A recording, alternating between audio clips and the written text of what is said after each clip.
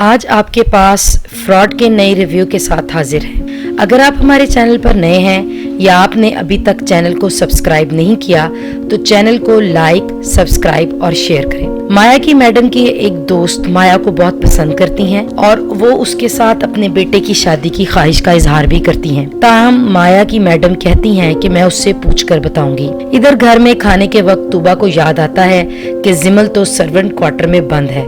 अब वो क्वार्टर की तरफ भागती है।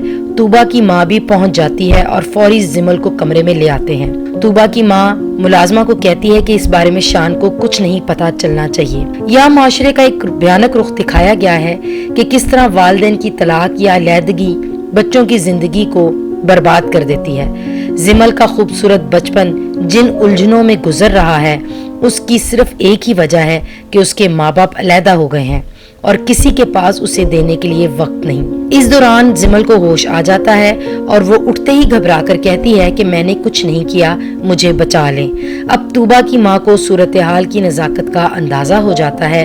जिमल को प्यार करती हैं और साथ साथ समझाती हैं कि ये बात तुमने अपने बाबा को बिल्कुल भी नहीं बतानी, इसे भूल जाओ। शान वापस आ जाता है और अपनी बेटी के साथ है। उसकी माँ आ जाती है और पूछती है कि शान बेटा अभी तक सोई नहीं, जिस पर वो जिमल के डर और खौफ के बारे में बात करता है और उस पर उसकी माँ का रंग उड़ जाता है। मगर नहायत होशियारी से वो शान की तवज्जो बदल डालती है और इशारों में शान को शादी का मशवरा देती है। शज्जी अपने शिकार तूबा के साथ बैठा उससे बातें कर रहा होता है कि उसे फोन आता है जिस पर वो तूबा को वहीं अकेला छोड़कर चला जाता है। फोन दरअसल उसकी माँ का आता है।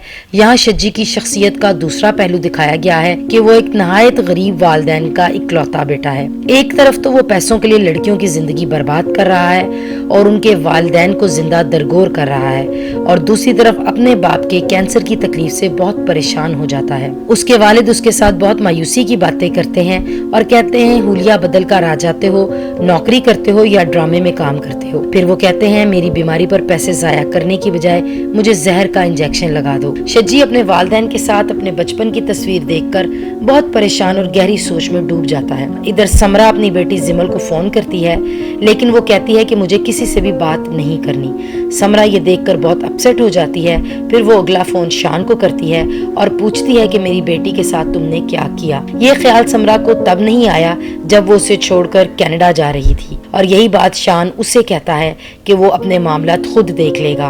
वो कहता है कि उसने डॉक्टर से अपॉइंटमेंट ली हुई है, मैं अपनी बेटी की टेक केयर खुद कर लूंगा। शान साइकेट्रिस्ट के पास जाने लगता है और रुककर अपनी सौतेली माँ को बताता है कि वो जिमल को साइकेट्रिस्ट पर लेकर जा रहा है।